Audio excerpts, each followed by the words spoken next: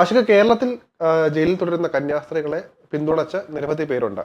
പക്ഷെ ഉത്തരേന്ത്യയിലെ സാഹചര്യങ്ങൾ അങ്ങനെയല്ല. നമ്മൾ കണ്ടതാണ്, ഇന്ന് മാധ്യമങ്ങളിലൂടെ എല്ലാം കണ്ടതാണ്.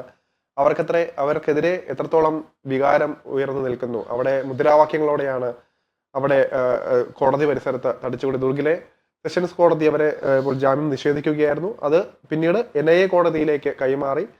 അതായത് മനുഷ്യക്കടത്തടക്കമുള്ള ആരോപണം ഉള്ളത് കൊണ്ട് തന്നെ NIA കോടതിയിലേക്ക് മാറ്റണമെന്നാണ് പറയുന്നത്. നമ്മൾ മനസ്സിലാക്കുന്ന ഒരു കാര്യം, നേരത്തെ പറയുന്ന പോലെ തന്നെ കേരളത്തിലടക്കം ഒരു സ്വഭാവമുണ്ട്. അതായത് നമ്മൾ കൊണ്ടുപോകുന്ന രീതിയുണ്ട്. എല്ലാം നമുക്ക് ഉത്തരേന്ത്യയും ദക്ഷിണേന്ത്യയും തമ്മിൽ വ്യത്യാസപ്പെടുത്തുന്ന ആ ഒരു കാര്യങ്ങളിലാണ്. നമുക്ക് ശരിതെറ്റുകൾ കുറച്ചുകൂടി മനസ്സിലാകും, അല്ലെങ്കിൽ ശരികളായത് തെറ്റുകളായത് ഇവിടുത്തെ ആളുകൾക്ക് വേർതിരിച്ചറിയാൻ പറ്റും എന്നുള്ളൊരു വിശ്വാസമുണ്ട്. എങ്കിലും അവിടുത്തെ നിയമം, അതായത് നമ്മൾ ഈ ഒരു സംസ്ഥാനം വിട്ടപ്പോഴത്തേക്കും നിയമം മാറി പല രീതികളിൽ വന്നു. അങ്ങനെ അവിടുത്തെ ആളുകൾ തന്നെ പോലീസുകളായി മാറുന്നു. അവർ അതിനെ വൈകാരികമായിട്ട് എടുക്കുന്നു. ഒരു സ്ത്രീ തന്നെ ഗുണ്ടയെ പോലെ പെരുമാറുന്നു. അങ്ങനെ നമ്മൾ കാണാത്ത തരത്തിലേക്കാണ് കാര്യങ്ങളൊക്കെ പോയിക്കൊണ്ടിരിക്കുന്നത്. ഇപ്പോൾ എന്തായാലും കന്യാസ്ത്രീകൾക്ക് നമ്മൾ നേരത്തെ പറയുമ്പോൾ തന്നെ ഇവിടുത്തെ നേതാക്കളടക്കം കേരളം ഒറ്റക്കെട്ടായി നിൽക്കുന്നുണ്ട്. ഭൂരിപക്ഷം പേരും അവരുടെ അവർക്ക് നീതി തേടി ഇപ്പോൾ സഭകളിലെല്ലാം തന്നെ കൃത്യമായിട്ട് സംസാരിക്കുന്നുണ്ട്. എങ്കിൽ പോലും ആ ഒരു പ്രതീക്ഷ അകലുകയാണോ എന്നൊരു സംശയമാണ് ആശിക്ക് വരുന്നത്. നമ്മൾക്ക് എല്ലാ കാര്യത്തിലും മലയാളിക്ക് നേരത്തെ പറയുന്ന പോലെ തന്നെ വിവരമുണ്ട്, വിവേകമുണ്ടെന്ന് പറയുമെങ്കിൽ പോലും ഇത്തരം കാര്യങ്ങൾ നോക്കി നിൽക്കാനേ പറ്റുന്നുള്ളൂ എന്നൊരു അവസ്ഥയിലേക്ക് കാര്യങ്ങൾ എത്തുന്നില്ലേ? ഇവിടെ എന്താണ് ആ കന്യാസ്ത്രീകൾ ചെയ്ത തെറ്റ് എന്നതാണ് ഏറ്റവും നമ്മൾ ആദ്യം എടുത്ത് പരിശോധിക്കേണ്ട ഒരു കാര്യം. അവർക്കെതിരെ ആരോപിക്കപ്പെട്ട ആ ഒരു കുറ്റം അത് നടന്നിട്ടില്ല എന്ന് കേരളത്തിലെ BJPയുടെ അധ്യക്ഷൻ പോലും ഇന്നലെ പ്രസ് മീറ്റിൽ വന്ന് പറയുകയുണ്ടായി. പിന്നെ എന്തുകൊണ്ടാണ് ഇവർക്ക് ജാമ്യം ലഭിക്കാത്തത് എന്ന ഒരു ചോദ്യമായിരിക്കും നമ്മുടെ മനസ്സിൽ ആദ്യം വരുന്നത്. അതിന് കാരണം ഇപ്പോൾ മജിസ്ട്രേറ്റ് കോടതിയാണെങ്കിലും സെഷൻസ് കോടതിയാണെങ്കിലും അവർക്ക് പരിഗണിക്കാൻ പറ്റാത്ത വകുപ്പുകൾ ഇട്ടിട്ടാണ് ഈ കേസ് ചുമത്തിയിട്ടുള്ളത് എന്ന് ചൂണ്ടിക്കാട്ടിയാണ് ജാമ്യം നിഷേധിക്കുകയോ അല്ലെങ്കിൽ മറ്റു കോടതികളിലേക്ക് മാറ്റിവെക്കുകയോ ചെയ്തിട്ടുള്ളത്. ഇവിടെ സംഭവിച്ചിട്ടുള്ളത്, ഇന്ന് നമ്മൾ ദൃശ്യങ്ങളിൽ കാണാൻ സാധിച്ചു, ബജ്രംഗ് ദളിന്റെ നേതൃത്വത്തിലുള്ള ഒരു സംഘം കോടതി വളപ്പിൽ വന്ന് മുദ്രാവാക്യം വിളിക്കുന്നു. അവർക്കെതിരെ വലിയ പ്രതിഷേധം നടത്തുന്നു. അവരാദ്യം നമ്മുടെ മാധ്യമങ്ങൾ, മലയാളി മാധ്യമങ്ങളാണെന്ന് തോന്നുന്നു കൂടുതലായും ഇവരുടെ ബൈറ്റ് എടുക്കാനും ഇവരുടെ ദൃശ്യങ്ങൾ പകർത്താനും അവിടെയുള്ളത്. അവർ ചോദിക്കുമ്പോൾ ആദ്യം പറഞ്ഞത് ഈ പരാതിക്കാരൻ ഒരു സപ്പോർട്ട് കൊടുക്കാനാണ് ഞങ്ങൾ ഇവിടെ വന്നത് എന്നാണ്. അപ്പൊ എന്തുകൊണ്ടാണ് നിങ്ങൾ കോടതി വളപ്പിലേക്ക് വന്നത് എന്ന് ചോദിക്കുമ്പോൾ അവർക്ക് വ്യക്തമായി അതിനൊരു ഉത്തരം പറയാനില്ല. ഇവർ അവിടെ തന്നെ തടിച്ചുകൂടി, കോടതി വളപ്പിൽ തന്നെ തടിച്ചുകൂടി പ്രതിഷേധ പരിപാടികൾ നടത്തുകയായിരുന്നു. ഉച്ചയ്ക്ക് ശേഷം ഇവരോട് കാര്യങ്ങൾ ചോദിക്കുമ്പോൾ ഇവർ തന്നെ പറയുകയാണ്, ഇവരുടെ നേതാക്കൾ പറയുകയാണ്, ഈ കോടതിക്ക് ഇത് പരിഗണിക്കാനുള്ള പവർ ഇല്ല, അല്ലെങ്കിൽ ഈ കോടതിക്ക് അല്ല ഈ തീരുമാനങ്ങൾ എടുക്കേണ്ടത് എന്ന് കോടതി വിധി വരുന്നതിന് മുമ്പ് ബജ്രംഗ് ദളിന്റെ നേതാക്കൾ പുറത്തുനിന്ന് പറയുകയാണ്. അതുപോലെ തന്നെ ഒരു ചെറിയ ശബ്ദമുണ്ടായാൽ തന്നെ പിടിച്ച് അകത്തിടുന്ന കോടതി വളപ്പുകളാണ് നമ്മൾ ശീലിച്ചിട്ടുള്ളത്. പക്ഷേ അവിടെ പോലീസുകാർ ഒത്താശ ചെയ്തുകൊണ്ടാണ് ഈ പ്രൊട്ടസ്റ്റിനെ എല്ലാം സ്വീകരിക്കുന്നത്.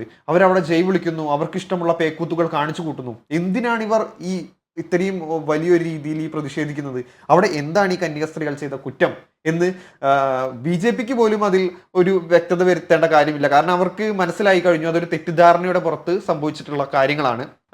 ആദ്യം അവരുടെ കയ്യിൽ നിന്ന് റെയിൽവേ ടിക്കറ്റ് ചോദിക്കുന്ന സമയത്ത് അവരുടെ കയ്യിൽ റെയിൽവേ ടിക്കറ്റ് ഉണ്ടായിരുന്നില്ല. അങ്ങനെ ഒരു മിസ്കമ്മ്യൂണിക്കേഷൻ അല്ലെങ്കിൽ ഒരു തെറ്റിദ്ധാരണയുടെ പുറത്താണ് അങ്ങനെ ഒരു സംഭവം ഉണ്ടായത് എന്ന് അവർ തന്നെ BJP ഘടകങ്ങൾ തന്നെ പറയുന്നു. എന്നിട്ടും എന്തുകൊണ്ടാണ് ഈ ബജ്രംഗ് ദളിന് ഇത് മനസ്സിലാവാത്തത് എന്നാണ് മനസ്സിലാവാത്തത്. പിന്നെ എന്തൊക്കെ വകുപ്പുകളാണ് പോലീസ് അവർക്ക് നേരെ ചുമത്തിയിട്ടുള്ളത് എന്നും ഒരു ചോദ്യചിഹ്നമായി നിൽക്കുകയാണ്. കാരണം ഓരോ കോടതികളും പറയുന്നു അവരുടെ പരിഗണനയിൽ വരുന്നതിൽ കൂടുതലുള്ള വകുപ്പുകളാണ് ചുമത്തിയിട്ടുള്ളത്, അതുകൊണ്ട് അവർക്ക് ഇത് പരിഗണിക്കാൻ സാധിക്കില്ല എന്ന് പരമാവധി നമുക്ക് മനസ്സിലാവും. പരമാവധി പൂട്ടുക എന്നുള്ള ലക്ഷ്യം തന്നെയാണ് അതിനകത്ത് കണ്ടത്. പ്രത്യേകിച്ച് നമുക്കിത് നേരത്തെ പറയുമ്പോൾ തന്നെ നമുക്കിത് ദഹിക്കുന്നില്ല. അതായത് എന്തൊക്കെ പറഞ്ഞാലും ശരി തന്നെ പോലീസ് അതിനകത്ത് എഴുതിക്കുട്ടി മനുഷ്യക്കടത്ത്, അതുപോലെ പല നമ്മൾ കാണാത്ത നമ്മളെ ഭാഗങ്ങൾ ചിലപ്പോൾ അതിനകത്ത് കാണുമായിരിക്കും. കോടതിക്ക് പോലും ഇടപെടാൻ പരിമിതിയുള്ള തരത്തിലായിരിക്കും എഴുതി ചേർത്ത് വെച്ചിട്ടുള്ളത്. അപ്പോൾ അതൊക്കെ തന്നെ നമ്മളെ വലിയ രീതിയിൽ പേടിപ്പിക്കുന്ന കുറച്ച് ഘടകങ്ങളാണ്. മാത്രമല്ല ഇതിനകത്ത് തന്നെ എനിക്ക് മറ്റൊരു കാര്യം തോന്നിയത്, ഈ ഒരു വിഷയത്തിൽ ഇടപെടാൻ ഏറ്റവും ഈ പ്രതിപക്ഷം എല്ലാം തന്നെ ഇങ്ങനെ പറയുന്നെങ്കിൽ പോലും ഇതിനകത്ത് നേരിട്ടപ്പോൾ BJP ആണ് ഇടപെടുന്നതെന്ന് തോന്നുന്നുണ്ട് അതിനകത്ത്. എന്നാൽ അതിനൊരു പ്രതീക്ഷയുണ്ട്.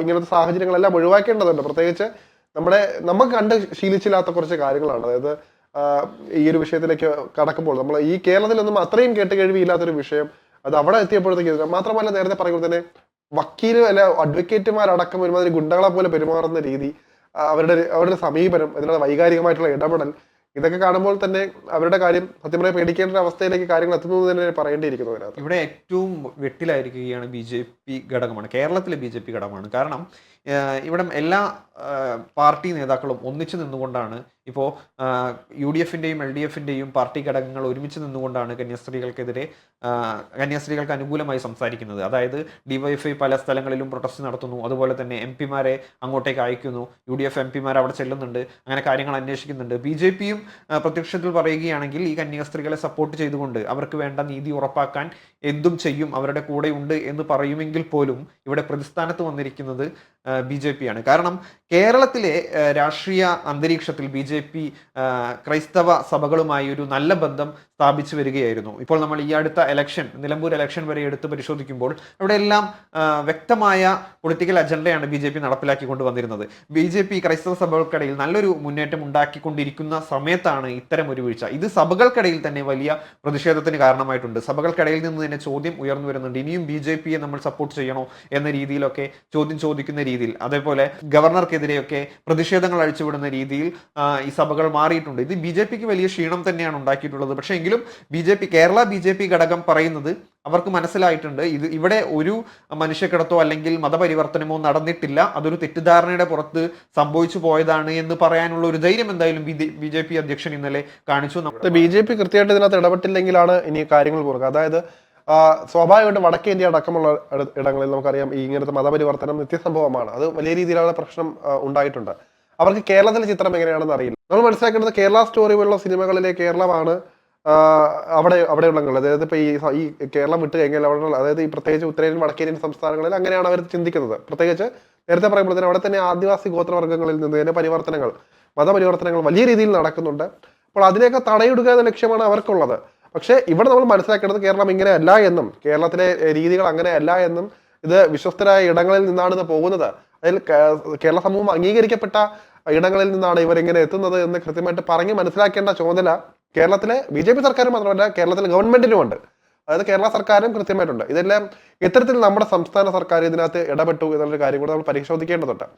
ഇലക്ഷൻ വരുമ്പോൾ മാത്രം ഇത്തരത്തിൽ മാളുകളിൽ കാണാൻ പോകുന്നതും വോട്ടർ അഭ്യർത്ഥിക്കാനും പോകുന്നത് മാത്രമല്ല, ഇത്തരം വിഷയങ്ങൾ വരുമ്പോൾ കൂടി ഇടപെടണം. അതിനകത്ത് ഞാൻ നേരത്തെ പറഞ്ഞ പോലെ തന്നെ രാഷ്ട്രീയ പാർട്ടികളെല്ലാം തന്നെ അതിനകത്ത് ഒത്തൊരുമിച്ച് നിൽക്കേണ്ടതുണ്ട്. ഈ ഒരു വിഷയം നമ്മൾ നേരത്തെ പറഞ്ഞതുപോലെ തന്നെ ഇവിടെ അംഗീകരിക്കപ്പെട്ട ഇൻസ്റ്റിറ്റ്യൂഷനിൽ നിന്നാണ് അവർ അങ്ങോട്ട് പോകുന്നത്. അപ്പോൾ സ്വാഭാവികമായിട്ടും അത്തരം കാര്യങ്ങൾ ചിന്തിക്കേണ്ടതുണ്ട്. ഇനി മനസ്സിലാക്കിയത് നമ്മൾ നേരത്തെ പറഞ്ഞ പോലെ തന്നെ അവിടെ ക്ലിയർ ആയിട്ടൊരു പിക്ചർ കൊടുക്കേണ്ടത് ഇവിടെയുള്ള നേതാക്കൾ. ഇതിനകത്ത് ഞാൻ നേരത്തെ പറഞ്ഞ പോലെ തന്നെ BJP എന്നോ LDF എന്നോ UDF എന്നോ അങ്ങനെ ഒന്നുമില്ല. എല്ലാവരും ഇതിനകത്ത് ശക്തമായിട്ട് ഇടപെട്ടാൽ മാത്രമേ ഇതിനകത്ത് കാര്യങ്ങൾ ഇതാവുള്ളൂ. നമ്മളിപ്പോൾ വേണ്ടത് നിമിഷപ്രിയയുടെ വിഷയം എന്നത് തന്നെ എക്സാമ്പിളായിട്ട് എടുക്കാൻ വേണമെങ്കിൽ അവർക്ക് വേണ്ടി നമ്മളെല്ലാം രാജ്യം ഒറ്റക്കെട്ടായിട്ട് നിന്നു. അതുകൊണ്ട് തന്നെ വധശിക്ഷ നീട്ടി ഇപ്പോൾ അത് ഒഴിവാക്കുന്ന ഘട്ടം വരെ എത്തിയെന്ന് പറയപ്പെടുന്നു. അതുപോലെ തന്നെയാണ് ഈ ഒരു വിഷയത്തിലേക്ക് രാഷ്ട്രീയ സാമുദായിക മേഖലകളെല്ലാം തന്നെ ഇടപെട്ട് ഇതിനകത്ത് കൃത്യമായ ഒരു ഫലം നമുക്കറിയാം. അവരിൽ നിന്ന് എങ്ങനെയും അവിടെ ജയിലിൽ നിന്ന് മോചിപ്പിക്കുക എന്നുള്ള ലക്ഷ്യം മാത്രമല്ല. ഇതിനകത്ത് രാഷ്ട്രീയം കാണാൻ പാടില്ല. അതുപോലെ തന്നെ ഇതിനകത്ത് ഇനിയും ഇപ്പം നേരത്തെ പറഞ്ഞ ഇനി ഇലക്ഷൻ അടക്കം വരാൻ പോവുകയാണ്. അങ്ങനത്തെ തർക്കങ്ങളിലേക്കൊന്നും പോകണ്ട. എന്നാൽ പോലും അവരെ എത്രയും പെട്ടെന്ന് അവിടെ നിന്ന് മോചിപ്പിക്കുക എന്ന ലക്ഷ്യമാണ് കേരള സർക്കാർ അടക്കം അല്ലെങ്കിൽ കേരളത്തിലെ BJP അല്ലെങ്കിൽ കേരളത്തിലെ ഇടതുപക്ഷ സംഘടനകളെല്ലാം തന്നെ ചെയ്യേണ്ടത്. അത് പ്രതിപക്ഷത്തിനും അത് ബാധകമാണ്. അവരാൽ കഴിയുന്ന രീതിയിലൊക്കെ അവരും ചെയ്യുന്നുണ്ട്. എന്നാൽ പോലും നമുക്ക് പ്രതീക്ഷിക്കാം ഇനി NIA-യിലേക്ക് കാര്യങ്ങൾ എത്തി. ഇപ്പൊ NIA കോടതിയിലേക്ക് എത്തിയപ്പോൾ കാര്യങ്ങൾ കുറച്ചുകൂടി കടുക്കാൻ പോവുകയാണ്. നമ്മൾ ഈ പ്രതീക്ഷിച്ചതിലും അപ്പുറത്തേക്കാണ് കാര്യങ്ങൾ എത്തുന്നത്. അവിടെ നേരത്തെ പറഞ്ഞതുപോലെ തന്നെ അവരായിട്ട് എഴുതി കൂട്ടിയ FIR-ലടക്കം എഴുതി കൂട്ടിയ കാര്യങ്ങളൊക്കെ ഇനി പുതുതായ രീതിയിൽ അവരുടേതായ രീതിയിലേക്ക് കൊണ്ടുവരുമ്പോൾ നമുക്കറിയാം ഇതിനകത്ത് ഇനി സാക്ഷിമൊഴികളുടെ കാര്യങ്ങൾ നിർണായകമാവും. ആ പെൺകുട്ടികളുടെ ഇപ്പം പറയാൻ പോകുന്ന പരാമർശങ്ങളെല്ലാം തന്നെ നിർണായകമാകും. ഇതെല്ലാം തന്നെ വലിയ നമുക്ക് ഇതൊക്കെ കൃത്യമായിട്ട് ബോധിപ്പിക്കുക എന്നുള്ള കാര്യമാണ്. മതപരിവർത്തനം എന്നൊരു കേസിലാണല്ലോ ഇവരെ ഇവിടുന്ന് അറസ്റ്റ് ചെയ്ത് കൊണ്ടുപോകുന്നത്. ഈ പെൺകുട്ടികളുടെ അച്ഛനും അമ്മയും അടക്കം ക്രിസ്തീയ വിശ്വാസികളാണെന്നിരിക്കെ വേറെ എന്താണ് അതിൽ പറയാനുള്ളത്? ക്രിസ്തീയ വിശ്വാസത്തിൽ വിശ്വസിക്കുന്ന അച്ഛനും അമ്മയും ഉള്ള ഒരു പാരൻസ് ഉള്ള രണ്ടുപേർ എങ്ങനെയാണ് പിന്നെ മതപരിവർത്തനം നടത്തി ക്രിസ്തീയ സഭയിലേക്ക് പോകുന്നത് എന്നാണ് എനിക്ക് മനസ്സിലാക്കാൻ കഴിയാത്തത്. ഇതിപ്പോൾ NIA അന്വേഷിക്കുമ്പോൾ കാര്യങ്ങൾ അവർ പെട്ടെന്ന് തന്നെ കാര്യങ്ങൾ തെളിയും എന്നല്ലേ നമുക്ക് മനസ്സിലാക്കാൻ കഴിയുന്നത്. കാരണം ഇനി പോലീസ് FIR-ൽ എന്താണ് എഴുതി ചേർത്തിട്ടുള്ളത് എന്നിപ്പോഴും നമുക്കറിയില്ല. അത് എന്തൊക്കെ തന്നെയായാലും ഇവിടെ മുന്നോട്ട് വെക്കുന്ന ബജ്രംഗ് ദൾ പ്രതിഷേധിക്കുന്നതും മുന്നോട്ട് വെക്കുന്നതും മതപരിവർത്തനം നടത്തി അല്ലെങ്കിൽ മനുഷ്യക്കടത്ത് സംഭവിച്ചു എന്ന രീതിയിലാണല്ലോ അവർ വലിയ രീതിയിൽ പ്രൊട്ടസ്റ്റ് നടത്താനും ഇവർക്കെതിരെ തിരിയാനും നിന്നത്. പക്ഷേ അത്തരത്തിലൊരു സംഭവം ഉണ്ടായിട്ടില്ല എന്നുള്ളത് ആദ്യം ഇവർക്ക് നേരെ അവിടുത്തെ ഒരു പ്രാദേശിക മാധ്യമം ചെന്ന് അവരോട് ബൈറ്റ് ചോദിക്കുമ്പോൾ തന്നെ അവർ പറയുന്നുണ്ട്, ഞങ്ങൾ ജോലിക്കായി വന്നതാണ്, ഞങ്ങളെ ആരും നിർബന്ധിച്ച് കൊണ്ടുവന്നതല്ല, ഞങ്ങൾ മതം മാറിയിട്ടില്ല, ഞങ്ങളിപ്പോൾ വിശ്വസിക്കുന്നതും മുൻപ് വിശ്വസിക്കുന്നതും ക്രൈസ്തവ വിശ്വാസത്തിൽ തന്നെയാണെന്ന് അവർ ഒരു മാധ്യമത്തിന്, ഇവർ ഈ മൊഴി മാറ്റുന്നതിന് മുമ്പ് തന്നെ ഒരു മാധ്യമത്തിലൂടെ ഇവർ ബൈറ്റ് കൊടുക്കുന്നുണ്ട്. ആ ബൈറ്റെല്ലാം നമ്മൾ കണ്ടതാണ്. എന്നിട്ടും എന്തുകൊണ്ടാണ് ഇവർ പിന്നെയും ഇത് തന്നെ പറഞ്ഞ് ഈ പ്രതിഷേധത്തിലേക്ക് പോകുന്നത് എന്നാണ് മനസ്സിലാകാൻ കഴിയാത്തത്.